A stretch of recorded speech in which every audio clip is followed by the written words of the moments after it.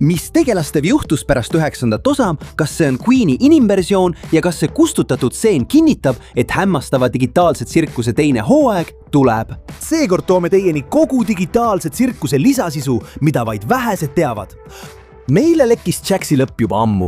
Gooseworks avaldas meile digitaalse tsirkuse lõpu juba ammu ja keegi ei pannud seda tähele. Kas mäletate stseeni Jaxi inimelu tagasivaates? Sellest tagasivaates tema eelmisele elule nägime stseene, kus Jax põgeneb kodust, sõidab mööda maanteed ja ühel hetkel magab tänaval. Kuid kõige üllatavam on see, et see polnud kõik, mis selles stseenis pidi olema ning me oleme leidnud kadunud osa, mida paljud teist kindlasti kunagi näinud pole. Ja selle mõistmiseks peame natuke uurima Gooseworksi kontot, sest looja postitas üsna huvitava videotekstiga. Magan ühes tagatänavas, soovige mulle õnne. Paljud arvasid, et sellel pole mingit seost ühegi hämmastava digitaalse tsirkuse episoodiga, kuid pärast analüüsimist saime aru, et see tagatänav on täpselt seesama, mis ilmub Jaxi tagasivaates. Lisaks arvasid mõned lihtsalt, et see oli Gooseworksi vana videoajast, mil ta polnud veel Glitchi meeskonna liige, sest kui te ei teadnud, siis ka tema on läbi elanud väga raskeid aegu. Sellest võime järeldada, et Jaxi tagasivaate stseenil on väga eriline tähendus, sest Gooseworks on korduvalt öelnud, et ta samastub selle tegelasega väga palju, nii et poleks imelik, kui ta lisas sinna ka selle raske osa oma elust. Aga see postitus võis tähendada ka seda, et ta andis salaja vihjeid 9. osa lõpule juba ammu enne selle ilmumist. Mis teie arvate? Mis juhtus pärast 9. osa? Ma tean, et paljudele küsimus, mis sai pärast digitaalse tsirkuse lõppu? Kas tegelased lihtsalt leppisid sellega, kes nad olid ja olid õnnelikud? Tegelikult, sõbrad, meie järgmine stseenide kogum näitab meile, mis juhtus pärast lõppu iga tegelasega. Need stseenid avaldas otse Glitch. Kõigepealt on meil Jax koos Pomniga. Nagu me teame, algusest peale oli selge, et neist kahest saavad väga head sõbrad, kuigi muidugi Jaxile see mõte eriti ei meeldinud. Ja sellel pildil näeme, et Pomni valmistas Jaxi jaoks pitniku, et saaks temaga koos süüa. See kinnitab nende kahe tegelase suurt sõprust. Pealegi oli selle pildiga kaasas tekst. Koos, mis iganes ka ei juhtuks. Tõesti, kui ilus. Sõbrad. Hoolimata kõigest, mis Jax endast kujutas, ei eemaldunud Pomni temast kunagi. Järgmised nimekirjas on Gangle ja Zubal. Vaatame, nende kahe tegelase kohta oli palju teooriaid nende suhte kohta, aga selle pildiga avaldatakse meile nende sideme kohta üsna huvitav detail. Näeme neid kahte üksteise kõrval vaatamas tähti digitaalse tsirkuse telgist väljas. Aga mida paljud ei märganud, oli stseen, mis vihjas, et nende kahe tegelase vahel toimus midagi enamat 9. episoodi lõpus. Ja kui te ei märganud, siis ma pean silmas seda hetke. See oli lõputiitrite ajal, kus Gangli uks oli lahti, samal ajal kui Zubali uksest tulid välja südamed. Üsna kahtlane, kas te ei arva? Ma suudan ainult mõelda, et üks nöör ja üks Lego üritavad saada digitaalset last.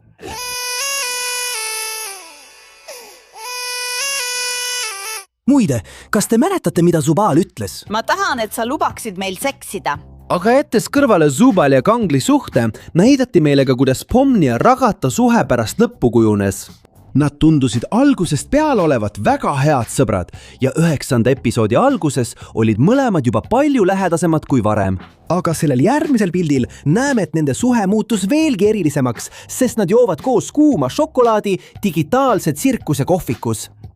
Ja sellel on väga ilus viide, sest see on sama tegevus, mida Kohmo, Ribbit ja Jax tegid siis, kui nad olid tsirkuse parimad sõbrad. See tähendab, et jah, Pomni ja Ragata on juba sellisele sõprustasemele jõudnud. Kõige armsam on see, et selle postitusega oli kaasas tekst. Nad on rääkinud tundide kaupa. See näitab, et pärast digitaalse tsirkuse lõppu jäi Pomni ja Ragata headeks sõpradeks. Aga kas teate, mis on veelgi huvitavam detail? Kui te iga tassi tähelepanelikult vaatate, näete, kuidas Pomni hoiab tassi, mida Jax kasutas kiindumuse märgina tema vastu, samal ajal kui Ragata hoiab Kohmo tassi. Oh, sõbrad, otse kana südamesse. Ja jõuame viimase tegelaseni, Kingar. Juba esimesest peatükist saime aru, et Kingar on tegelane, keda on üsna raske mõista. Ja nüüd küsimus, millele meil veel vastust ei olnud. Mis juhtus Kingeriga pärast tsirkuse lõppu? tema oli ainus tegelane, kelle kohta ei näidatud konkreetset pilti tema saatusest. ja kuigi Glitch pole kunagi ametlikult midagi avaldanud, mis sellele küsimusele vastaks, siis arvake ära, meie teame vastust. Selgub, et mõned saatefännid juhtisid tähelepanu sellele, et Kingeri saatus episoodi lõpus polnud nii selge kui teistel tegelastel. Seda seetõttu, et tal polnud enam pead katvat ämbrikest, mis tegi ta veidi mõistlikumaks.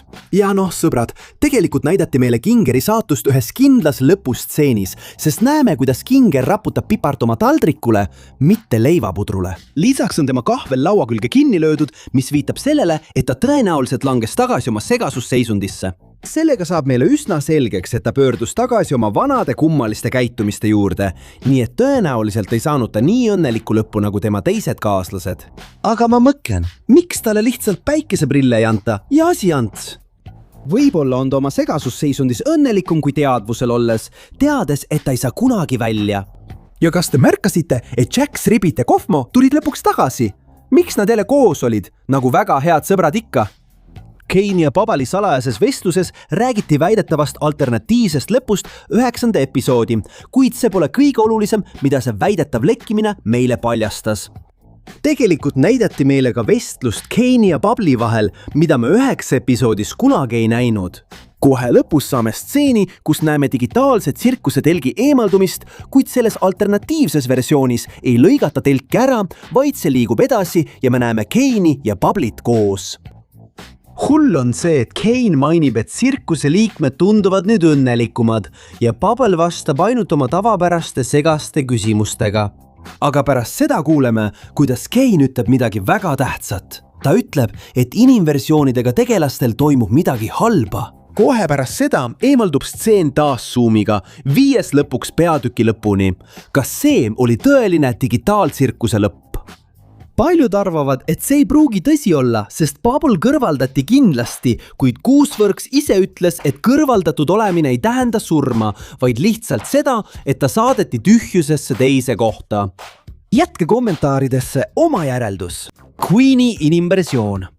Need järgmised stseenid ei ilmunud kindlasti 9. osa üheski kohas ning tegemist on mitmete lisastseenidega tegelaste inimversioonidest. Aga see pole kõige olulisem punkt.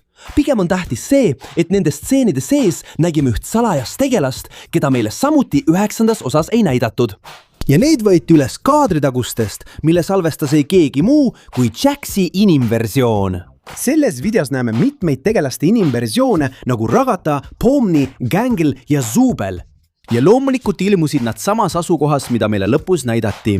Kuid lisaks kõigile neile saladustele näidati meile ka teisi asukohti.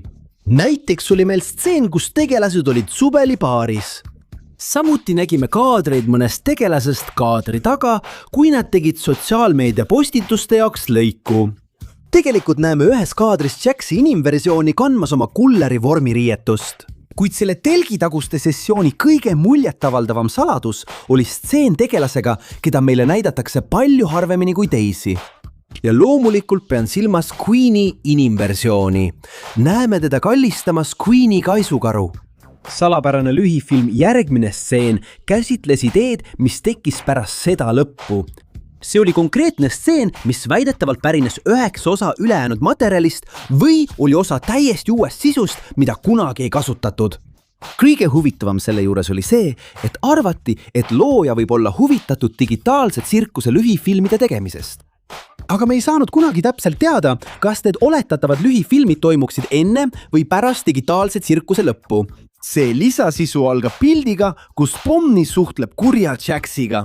Ja arvestades kui palju asju väidetavalt lekkis ja osutusid valeks, kuidas me saame kindlad olla, et see pilt tõesti pärineb Ghostworksi sisust?